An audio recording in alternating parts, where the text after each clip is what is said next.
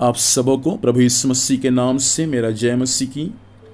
प्रियो, मैं परमेश्वर को धन्यवाद देता हूँ। परमेश्वर ने सुंदर समय दिया ताकि हम परमेश्वर के वचन को सीख सके। इन बातों के लिए मैं जीवित परमेश्वर को धन्यवाद देता हूँ। आइए मेरे साथ में एक वचन को पढ़ सकते हैं। लूका रचित सुसमाचार उसका 5 अध्याय उसका 1 पद।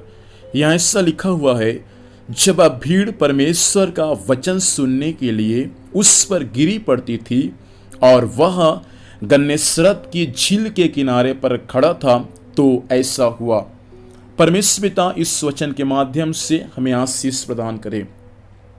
यीशु मसीह एक दिन अपने सेवकाई के दिनों में गन्नेसरत झील के किनारे पर खड़ा हुआ है और परमेश्वर के वचन में ऐसा लिखा हुआ है, उस गन्नेसरत की झील के किनारे प्रभु चेले को चुना ताकि वे चेले प्रभु का सेवकाई कर सके।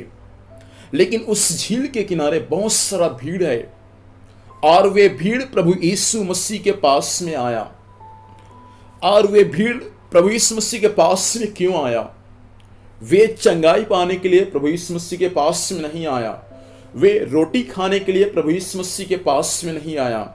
वे यीशु मसीह को परखने के लिए यीशु के पास में नहीं आया। वे यीशु मसीह पर दोष लगाने के लिए यीशु के पास में नहीं आया। लेकिन परमेश्वर के वचन में लिखा हुआ है, वह भीड़ परमेश्वर के वचन को सुनने के लिए यीशु मसीह के पास में आया।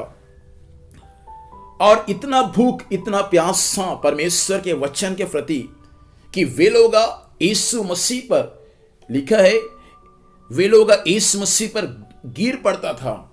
मतलब उनके जीवन में परमेश्वर के वचन के प्रति इतना भूख और प्यास था कि वे आपस में एक दूसरे पर, यीशु मसीह पर गिर पड़ता था।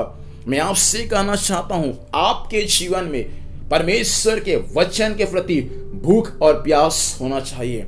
इस बातों को ध्यान दीजिए, जहां परमेश्वर की वचन की सेवकाई है वहां बेदारी है। यूहन्ना जंगल में प्रचार किया, वहां बेदारी आया। यीशु झील के किनारे परमेश्वर के वचन का प्रचार किया, यहां पर बेदारी आया।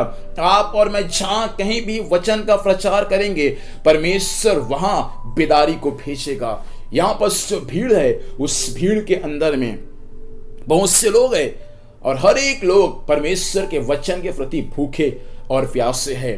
कलीसिया, परमेश्वर के लोगों, मुझे सुनने वाले मेरे भाई और बहनों, परमेश्वर चाहता है हमारे भी जीवन में परमेश्वर के वचन के प्रति भूख और प्यास हो जाए।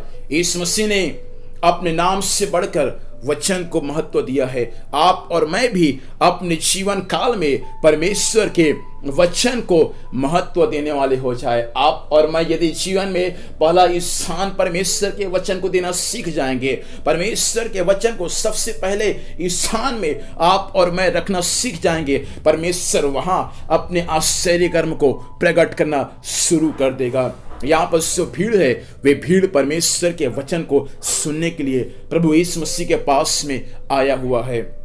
परमेश्वर चाहता है जब भी आप और मैं परमेश्वर के पास में जाए, इस उद्देश्य के साथ जाए कि आज परमेश्वर का आत्मा, आज परमेश्वर का वचन मुझसे बातचीत करेगा।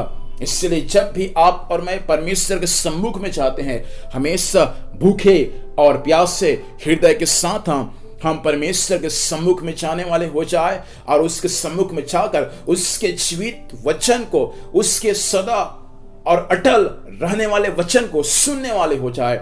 ऐसा हमारा जीवन हो जाए। परमेश्वर चाहता है इस वचन के माध्यम से हम परमेश्वर के वचन को सुनने के लिए भूखे और प्यासे हो जाए।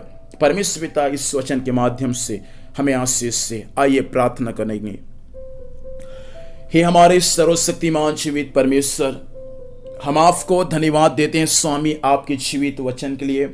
वचन के अनुसार राजा आपने हम सबों से बातचीत किया, हम आपको धन्यवाद देते हैं। इस वचन के अनुसार हम सबों का जीवन होने पाए। हम सब परमेश्वर आपके वचन को सुनने के लिए स्वामी भूखे और प्यासे हो जाए, ऐसा अनुग्रह प्रदान कर।